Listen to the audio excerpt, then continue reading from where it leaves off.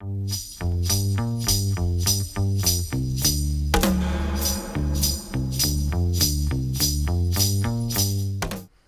aí, gente, tudo beleza com vocês? Bem, basicamente nessa primeira aula aí, eu vou estar explicando para vocês um pouquinho da pipeline, né, que a gente vai estar seguindo aí durante as aulas. Vou dar uma polida geral, né, falando da pipeline geral, da animação e assim por diante, né? Bem, basicamente acho que todo mundo já deve ter visto alguma imagem parecida com isto daqui, né? A imagem mais clássica do planeta falando de pipeline, né? Em si, quando a gente fala de animação, ela é um processo em si, né? De você pegar um objeto e colocar movimento nele e tudo mais.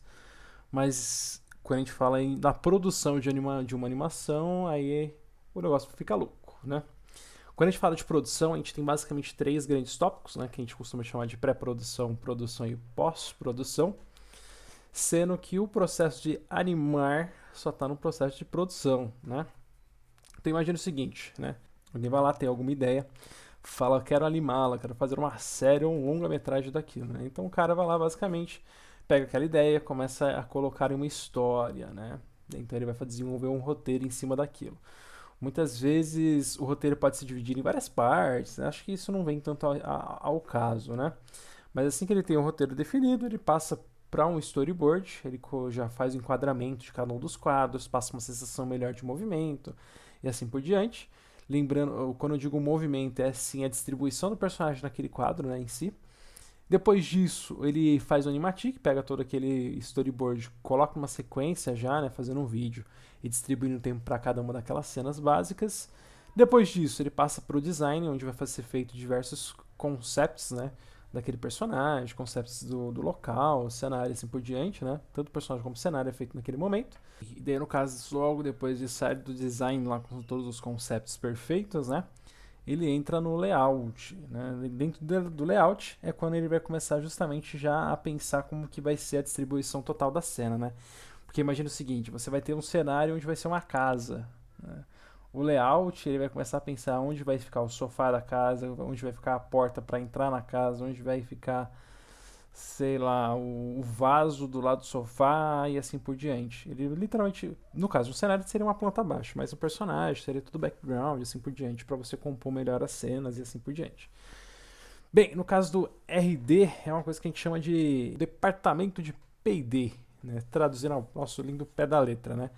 Que seria o processo de pesquisa e desenvolvimento, né? O cara teve uma ideia genial lá de fazer, sei lá, um personagem onde ele é uma água realista, né? Daí, basicamente, o processo de RD, né? Ele vai fazer a pesquisa em forma daquilo, vai ver se é viável, se é possível, vai fazer o desenvolvimento tecnológico daquilo e assim por diante, né? É o P&D, pesquisa e desenvolvimento, né? Logo a partir daquilo ele vai jogar para modelagem, processo que vocês já imaginam, né? Então vai ter uma equipe modelando o personagem, depois ele joga aquilo para textura, depois ele joga pro rigging para fazer a colocação dos bondes e assim por diante, para aí sim cair no momento tão esperado de todos, que é a nossa linda animação, né? Esta coisa maravilhosa aqui, né? Que nós estamos aguardando para o momento. Logo depois disso, aí sim ele joga pro VFX. Com o VFX, ele vai basicamente começar a colocar tecido, ele vai colocar fogo, né? Como ali no exemplo da imagem. Das coisas, ele vai colocar cabelo e uma série de outras coisas que pode ser apelado para a dinâmica. Então é muito comum quando vocês forem animar algo, você pegar um personagem pelado, por exemplo. Porque basicamente depois a colocação da roupa é feita por outra equipe logo após a animação, né? Depois disso, alguém pronto vai pegar aquela cena maravilhosa, vai fazer a iluminação, né, de tudo aquilo, e aí sim vai passar para renderização, renderizando as camadas, personagens, depois as camadas do cenário, assim por diante. Depois isso é levado para o Compose, às vezes alguém vai ter que pegar, sei lá, algum vídeo, desenvolver alguma animação 2D, fazer alguma animação fakeada, né? Sei lá, pegar montanhas fotográficas maravilhosas, botar num plano 3D lá de fundo na cena, para parecer que realmente existe, coisa do tipo. Daí, no caso, ele vai ter já os motion graphics, né? Colocação de titles, tipografia, sei lá, tem bastante filme, né, e seriado que eles Por exemplo, pegar alguns filmes atuais, né? O novo filme da animação do Homem-Aranha, né? Não sei se vocês assistiram, muito bom por sinal. Basicamente, tem alguns textos que aparecem durante o filme, né? Tipo, Catablan, Chablan, Cabum e coisas do tipo. Então, é naquele momento que ele vai fazer a colocação disso. Bem, logo em seguida depois é feito o Color Correction, né? Correção de cores. Geralmente também dá para ser feito color grading. Por exemplo, tem uma cena alegre ou triste, ele já faz a mudança de temperatura para ficar melhor, dar mais sentido para a cena. E aí sim ele tem o final output justamente para renderizar um arquivo, fechar tudo e mandar para ou uma tela de cinema ou para um DVD ou para um Blu-ray com qualidade superior ali e assim por diante. A grande verdade é, e na animação, né, no processo que você pega o seu modelo para animar, a gente também tem uma certa pipeline que a gente pode estar seguindo ali para fazer um acompanhamento melhor do nosso modelo, beleza?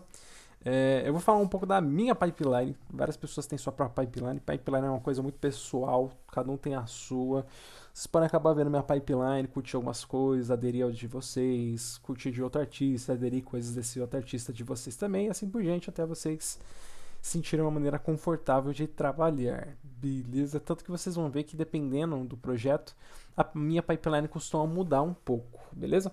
Mas eu vou falar um pouco do caminho mais completo, né? Mais comprido mesmo, de uma pipeline de animação. Bem, basicamente, a primeira coisa que vocês vão ver quando alguém lhe entregar um projeto de animação, seja para games ou qualquer outra coisa, ele vai te passar um briefing, né?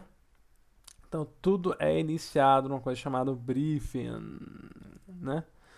Depois do briefing, geralmente esse briefing vai conter informações como, por exemplo, qual que é a personalidade do seu personagem, que movimento que ele vai estar executando, qual que é o contexto da cena.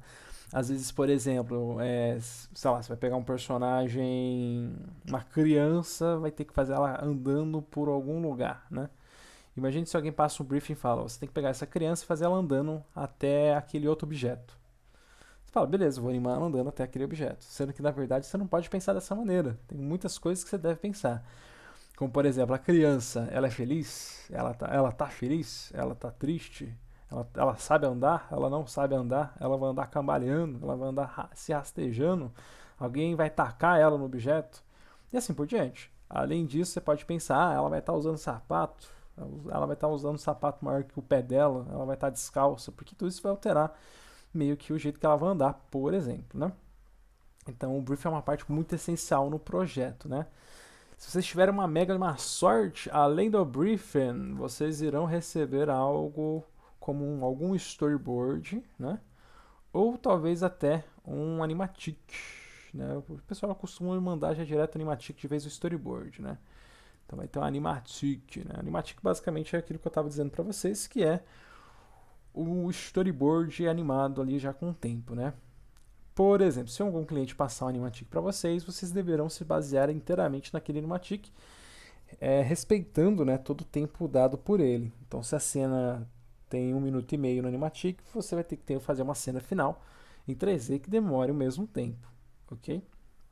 É um pouco difícil esse processo, porque às vezes um maldito faz um animatic sem noção, que seja muito rápido, muito lento, e você tem que ficar ou cortando carne, cortando gordura para conseguir fazer a animação caber naquele tempo, ou enchendo linguiça para você conseguir dar mais tempo às coisas, né? Então é um processo bem chatinho ali, mas tem que ser feito, né? Bem, então geralmente as pessoas entregam isto, né? Dependendo se você fazer alguma, ou, sei lá, uma fala ou coisa do tipo, talvez você receba o áudio também, fazer um lab sync ou coisa do tipo. Beleza? Bem, logo após isso, né, você tendo isso daqui em mãos, aí você iria começar com o processo. Bem, deixa eu dar um exemplo. Digamos que um cliente bem maledito assim, não entregou nem storyboards, nem animatic, entregou nada. Ele só chegou pra mim e falou, ó, você vai ter que animar um personagem, sei lá, andando, pulando uma caixa e se sentando na sala. Falou isso, né? Então daí você já tem que começar a se questionar. Qual que é o personagem? Você fala, recebe personagem, beleza. Personagem assim, assim, assado. Qual que é a personalidade desse personagem? É muito importante pensar isso porque alguém vai lá e pensa, ah, pô, mas é só fazer o personagem fazer o movimento, pular, correr, pular e sentar ali na cadeira, na sala e tá tranquilo. Mas não, né? Tem que saber, sei lá, o personagem tá mega desanimado naquele momento, ele não vai querer pular alegremente. Ele vai, sei lá, se arrastar, se jogar por cima, sair correndo, sei lá, o correndo dele vai ser dando uns trotezinhos desanimado e sentar na cadeira triste, né? Tanto que isso é uma coisa bem importante que a gente tem que levar em consideração, né? Por exemplo, tem livros, né? Inclusive, é um livro que diz sobre a história. Ele conta toda a história da animação em si, né? É o Alberto Lucena. Muito bom esse livro, leia, mas é uma leitura bem monótona. Mas enfim, lá ele diz, né? Ele tem uma parte assim que eu achei bom e bem importante para a nossa formação, né? Ele diz que, assim como no desenho, chegou um momento que a arte digital deu um grande boom assim e perdeu todo o sentido. Como assim, né? Como assim perdeu todo o sentido? Imagine o seguinte, no desenho, né? Existiam vários pintores. Eles tentavam se aproximar mais do realista porque não existia fotografia na época. Então eles tinham que pintar o mais real possível para as pessoas captarem aquele momento e ficarem felizes e fazer quadros e guardarem pro resto da vida e passar para os netos para eles saberem como que eram os seus familiares, né? Beleza. Então todo mundo fazia desenho, todo mundo feliz, fazia faculdade, assim por diante. Então o cara tinha uma formação de, sei lá, de uns 30 anos para fazer um desenho e ganhar dinheiro. Quando de repente vai lá e me surge um cara de fundo de quintal que desenvolve uma máquina que captura a luz do ambiente e um papel e chama de fotografia. Né? O que você acha que aconteceu com essa galera que passou 30 anos na faculdade para desenhar bem? A galera ficou desempregada. Né? A galera teve uma grande tensão, teve um momento dark ali na época. A galera não estava ganhando dinheiro porque a foto revelava na hora, era mais realista, era mais barato e assim por diante. Você podia capturar 1 milhão de fotos no mesmo dia, não tinha que esperar secar. Então as coisas começaram a mudar bastante. Foi daí quando os lindos artistas falam: vamos começar a pintar coisas que não existem, vamos pintar o surreal, e daí vários outros movimentos na arte começaram a acontecer. Bem, contando depois de toda essa história, vocês devem pensar: o que isso tem a ver com animação, velho? Basicamente, aconteceu a mesma coisa no digital, né? Imagine que um pelego tenha que fazer um cubo em 3D com sombra realista, um desenho de um cubo 3D com uma sombra realista. O pelego vai ter que ir lá pegar um lápis, ou se não catar tinta, catar uma tela, desenhar uma linha de perspectiva, fazer o seu desenho, esboçar, fazer a linha de ação ali dos cubos, vai ter que pintar, fazer a sombra, com todos os cálculos matemáticos que ele passou mais de 10 anos para descobrir. E daí me veio um cara, veio o pelego, vai lá e faz um programa de computador que quando você clica, cria um quadrado da mesma maneira que você falou, né? Aí eu pergunto, né? Eita, nós, e agora? O que é da arte, né? Quem é o artista? O cara que passou 10 anos ali fazendo a faculdade para desenhar um cubo perfeito ou o cara que só clicou ali e pronto, né? A mesma coisa começou a ter esse segmento para animação, né? Por exemplo, vai lá, um cara me passa lá também 5 anos estudando numa faculdade, fazendo freela, vai lá, vai para fora, aprende mais coisa, lê 16 milhões de livros para entender melhor o conceito, finalmente se considera um animador. E daí chega um pelego, arrasta um quadrado de um lado pro outro e fala que também é animador. E aí, tá certo isso? Normal? O que vocês acham? Na opinião de vocês, o que seria isso? Aí que tá a questão, né? Se a gente for parar pra pensar, quando você clica no software, basicamente ele que tá fazendo todo o trabalho artístico, mas aqui não é artístico ainda quando a gente fala da animação, né? Porque, por exemplo, animar, né? Animação, vem de uma palavra de latim, né? Que basicamente se chama animus, né? E animus é basicamente alma, né? Então, o sentido de animação é você dar a alma às coisas, você colocar vida naquilo, né? E daí eu pergunto pra vocês, uma pedra, ela é viva? Uma pedra é viva? Não, não é viva. Mas e se eu pego a pedra e jogo para cima e ela cai? Ela é viva? Não, não é viva ainda. Então, dá vida às coisas. Quando eu animo uma pedra, eu não estou dando vida para ela. É exatamente isso que a gente tem que se questionar. animar não é só você arrastar de um lado para o outro e falar que está animado, está em movimento, né? Porque basicamente você tem que dar vida para aquilo. É uma pedra, beleza, é uma pedra, mas você tem que apelar para conceitos, você tem que apelar para uma lógica, você tem que ter todo um background de como fazer aquele movimento, como que vai ser a ação dela, qual que é o sentimento que aquela pedra caindo tem que causar nas pessoas, e uma série de outras coisas. Então não é só você arrastar ali para um lado para o outro e pronto, tá lindo e maravilhoso. Você tem que trabalhar com sentimento, né? Então animar sim é o sentido de você dar vida e sentimento para as coisas. Isso só vai ter certeza que aquilo deu sentimento para certas coisas se as pessoas sentirem algo quando ver a sua animação. Não falar, olha, aquele quadrado vai para a direita e esquerda. Tem que ser, nossa, olha, esse quadrado vai para a direita e esquerda, parecendo que ele está animado, parecendo que ele está triste, parecendo que ele está cansado, parecendo que ele está magoado, e assim por diante. Beleza? Então, tome muito cuidado com isso, ok? Bem, voltando aqui que a gente se perdeu, né? Então, é muito importante vocês terem um briefing para vocês fazerem essa análise em cima, né? Então, basicamente, depois que o cliente passa todo o briefing, ele passa a ideia pra gente, eu começo justamente a fazer esses questionamentos, né?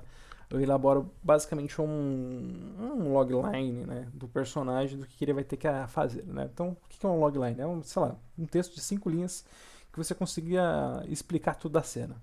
Então, não é o personagem que vai correr, pular e sentar na cadeira na sala. É o personagem que está, depois de um dia cansado de trabalho, finalmente ele chega em casa, só que depois de uma grande mudança, que ele estava de mudança, a casa dele está toda bagunçada, ele tem que ali basicamente abrir a sua porta e ele repara que ele deixou a torneira ou chuveiro ligado. Ele fala, meu Deus, eu vou alugar minha casa.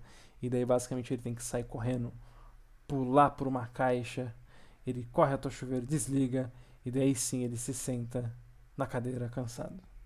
Repararam que só da gente fazer esse background basicaço, ele já dá um sentido para a cena e te dá um guia melhor para você trabalhar em cima dela. Então é muito importante a gente saber esse tipo de coisa, né? Então, sim, a primeira coisa que eu faria depois de um storyboard seria basicamente uma análise do que eu vou ter que fazer, uma análise do meu movimento, né? Análise da minha animação. Então eu passo por uma análise, né? Dentro dessa análise da animação, vou abreviar aqui da animação, aí eu posso extrair algumas coisas disso, né? Eu posso tanto extrair, sei lá, um logline, como eu estava dizendo para vocês, texto básico em 5 linhas. Beleza, depois de ter feito essa análise, eu também posso fazer capturas, né? Como assim capturas? Você literalmente capturar um vídeo de você fazendo todos esses movimentos.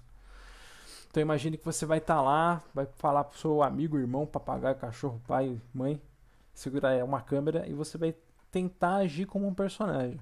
Só que isso, a captura é muito importante porque as pessoas costumam levar a captura como algo unânime, algo extremamente uma bíblia a ser seguida. Só que vocês não podem pensar dessa maneira, porque imagine que nem todo mundo é um ator. E você vai fazer uma captura, você não dá uma intenção tão grande, sei lá, porque o personagem ele vai ver a torneira ligada, vai ver o chuveiro ligado, ele vai ficar em desespero, ele vai sair correndo como louco. Talvez quando você faça a captura isso não fique tão explícito, porque você como um ator é péssimo e não vai passar essa impressão. Então, por mais que você faça uma captura, você tem que fazer algumas certas mudanças ali em cima, beleza? Para você entender melhor o movimento e dar uma noção melhor para sua animação também. Então, por mais que você capture, não leve isso à risca, você vai ter que fazer outras adaptações em cima daquilo, beleza? Bem, então, mas mesmo assim a captura ajuda bastante para você conseguir estudar o movimento. Como assim estudar o movimento? Você saber onde vai ter aceleração, desaceleração, onde que vai acontecer uma coisa da outra, quais são as posições necessárias, posição que ele vai estar pulando, saindo do chão, encostando no chão e assim por diante. Beleza? Mas isso ainda eu estou falando da parte da análise. Eu nem joguei um arquivo em Maya nenhum. Só estou fazendo uma análise daquilo tudo para mim. Beleza? Principalmente quando a gente não tem um movimento que a gente fez, a gente nunca fez aquele movimento na vida, é muito bom, vocês deverão passar por essa análise. É importante pra caramba, beleza? Bem, além disso, vocês conseguem também pegar referências animadas, tipo pegar um vídeo mesmo. Vai no YouTube, fala, quero um vídeo de uma pessoa correndo. Pode não ter a pessoa correndo para o chuveiro, mas você vai encontrar um vídeo de uma pessoa correndo, uma pessoa pulando, uma pessoa se sentando, e você consegue pegar também como referência, né? Como estava dizendo, também não pode ser levado como uma bíblia, né? Bem, depois eu peguei todos esses caras, começo a fazer uma análise para entender cada uma dessas poses básicas, lembrando que esses processos de como vocês vão fazer isso, eu vou estar explicando durante o curso, né? E depois que eu faço tudo isso, eu até às vezes me arrisco a esboçar isso, né?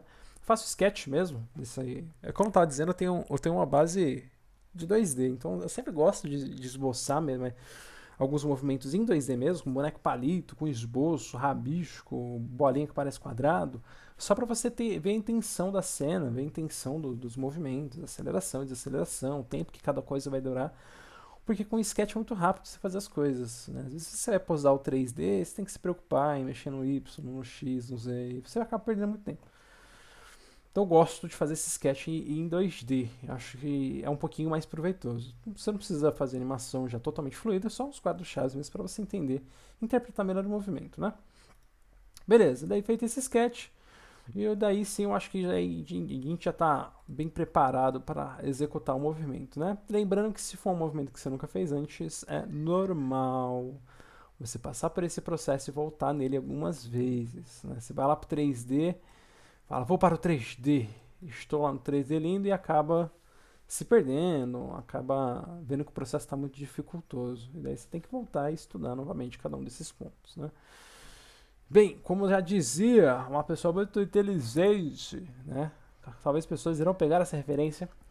As pessoas dizem que da animação você tem que fazer parte do KISS. Já ouviram falar do KISS? KISS, né?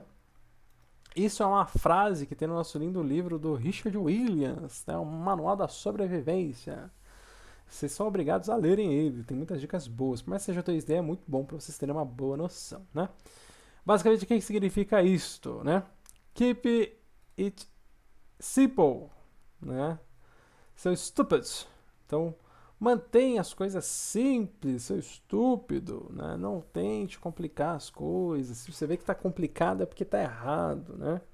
A animação, ela surgiu de uma época onde não existiam animadores, então eles pegavam desenhistas e com poucas ações davam um trabalho braçal para executar, né? Lembrando que a gente está falando de 1910, 1915, 1930, na época de ouro já da Disney, 1940, que era tudo muito braçal e também já se pregava aquela cultura de fábrica, né? Faz o seu, faz o seu que eu faço o meu e no final tá tudo certo.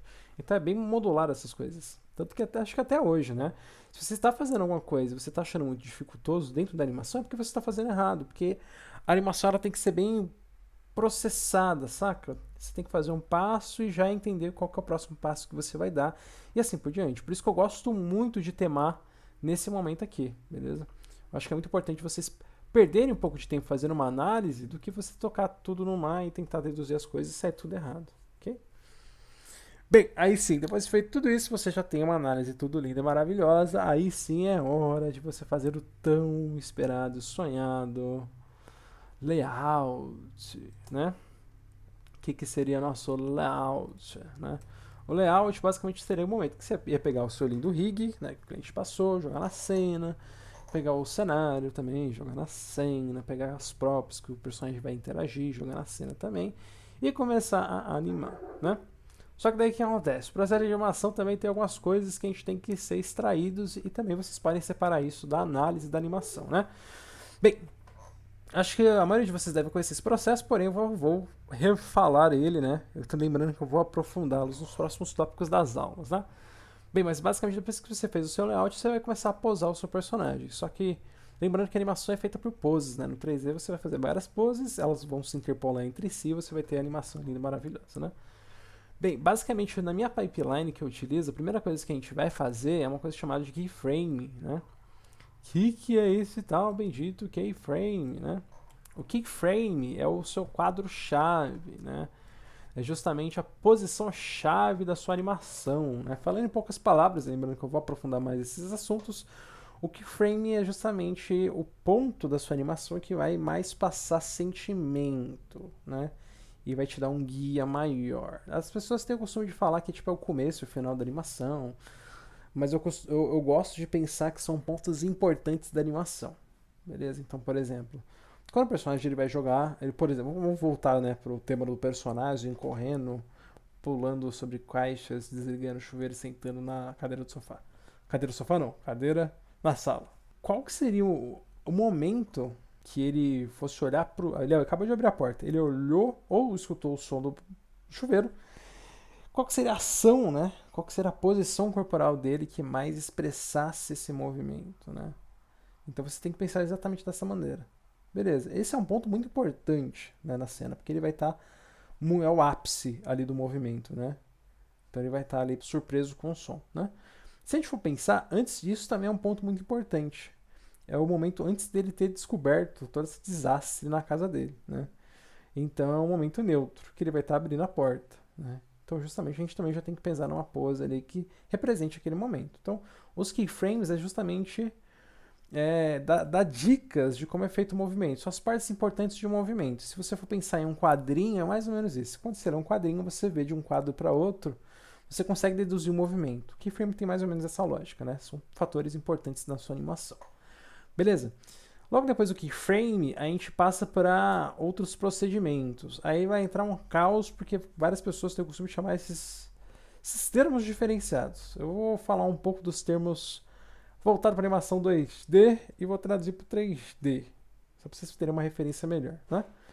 Logo depois que a gente faz os keyframes, eu gosto de colocar os extremos, né? O que seriam esses extremos? Os extremos é basicamente como o movimento é feito. Então você tem ali o começo e o final do movimento, né? De modo bem merda de se falar. E você tem como que aquele movimento foi feito. Como assim? Não é tudo a mesma coisa? Imagine o seguinte, né? Você tem um lindo braço maravilhoso se movimentando. Então você tem o braço do personagem aqui, com sua mãozinha. E tem o braço do personagem... Esticou não, né? Aqui, com sua mãozinha também, né? Isso aqui, digamos que seja nossos keyframes, né? Um ponto inicial, ponto final, ponto que a gente passa mais intenção que ele está atrás, o ponto que a gente passa mais intenção que ele está na frente, né? Beleza, só de ter esses dois você já consegue deduzir mais ou menos o movimento, né? Pô, se o braço estava atrás aqui nesse momento e estava aqui na frente nesse momento, tá tudo certo, tá tudo beleza. Mas o extremo ele vai falar como que esse braço se movimentou entre esses dois quadros, né? O braço, por exemplo, muitas pessoas devem estar pensando, ele foi reto. Foi retão assim, ó. Pô, ok, pode ter sido. Porém, também pode ter sido assim. Quebrado. Porém, ele pode ter sido assim. Ou ele pode ter sido assim, né? Ou ele pode ter quebrado o braço do movimento e ter feito assim. Então tem várias outras coisas que a gente consegue pontuar nesse movimento que vai diferenciar todo o resto, né? Então isso é basicamente o que a gente chama de extremo. É como a ação foi feita, né? Então, início e final da ação e como a ação foi feita naquele curto período, né? Então, no exemplo, né, que eu estava dando do rapaz vendo o chuveiro barra torneira ligado, não dá para passar um exemplo tão visual, né? Mas imagine o seguinte, a gente sabe que em um momento ele vai ter que estar agachado para pular as caixas da mudança, um momento ele vai ter que estar do outro lado, né, já depois de ter efetuado o pulo, aderindo o impacto no chão, beleza. O extremo a gente poderia colocar, sei lá, como se fosse o ápice do pulo dele, né? Ou senão é o momento que ele vai começar a tomar impulso, que ele coloca a mão na caixa para pular. Você tem a noção do movimento, você sabe que tipo ele estava atrás da caixa, ele está em cima, ele está no final. Só que você precisa explicar como que foi aquele movimento. Ele estava antes da caixa, depois ele colocou a mão na caixa e pulou. O senhor ele já pulou direto. Então esse momento que seria o extremo, beleza? Bem, logo depois do extremo, aí a gente entraria num processo, né, chamado de... Aliás, né, eu não traduzi para vocês. Keyframe é keyframe mesmo no 3D, né? O extremo, às vezes, ele pode ser chamado de spline, né? Ou senão também as pessoas podem acabar chamando este safado de between, né? BW, né? Nosso between, né? Só que eu não gosto muito de usar esse termo de between porque as pessoas consideram tudo como between. É between, vai fazer uma between, e assim você finaliza tudo. Mas não é assim as coisas funcionam, né? Bem, enfim, depois que eu coloquei esses movimentos, pode ser que uma coisa ou outra ainda fique faltando, né? Você vai dar um play na sua animação, vai ver que uma nuancezinha ficou faltando, um braço indo mais para trás, um dedo se fechando mais que outros em determinados momentos. E daí a gente passa para um outro processo que a gente chama de between, né, intermédios. Eu gosto de chamar esse processo aqui como between. No 2D é comum de chamar de between, né?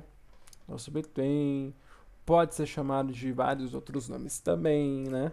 Mas no 3D a gente consegue traduzi-lo como polish, né? É o momento que você vai estar finalizando e polindo toda a sua animação, dando intenções e assim por diante, né? Movimento de cabelo, né? Se tiver cabelo, você não precisa fazer dinâmica e assim por diante. Beleza?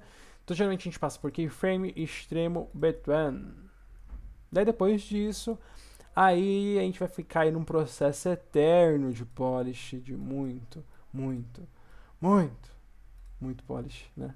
Pra gente dar finalização naquele momento, né? Lembrando que necessariamente dentro de cada um desses caras, né, também tem uma pequena pipelinezinha que eu vou estar explicando à frente, né? Principalmente esse cara que eu falei que ele vai deduzir toda a sua animação. É muito importante a gente ter um acompanhamento melhor dele. Beleza? Bem, de forma resumida, então, nossa linda pipeline, né? Então, a primeira coisa, vocês vão receber o briefing, vão receber arquivos para vocês terem uma noção de como vai ser a animação. E daí, logo em seguida, vocês vão fazer uma análise, né, da animação. Tendo essa análise, eu não vou conseguir escrever com C cedilha porque é bugado o meu teclado, gente. Eu vou improvisar um tequinho aqui para ficar mais bonito, né?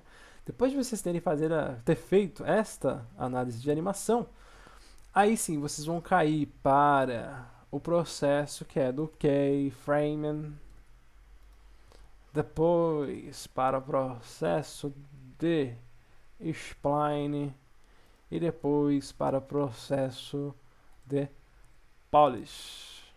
Ok? E daí sim você já tem dado ali mais ou menos o processo que vocês vão tomar na animação. Ok? Como eu estava dizendo, cada um deles tem algumas coisas que a gente pode acabar fazendo, tem alguns princípios que a gente vai atacar entre um e outro, né? Por exemplo, entre o keyframe e o spline, você pode trabalhar com alguns outros princípios de animação, né? Tanto que é um dos próximos tópicos que a gente vai abordar, princípios de animação, coisas muito importantes serão ditas na próxima aula, basicamente para você conseguir fazer a animação ficar um pouco mais realista, né? Será o que eu falei, 1940, 1930, a galera na fábrica, animação, bombando, os caras contratando ali desenhista, então, naquele momento, né?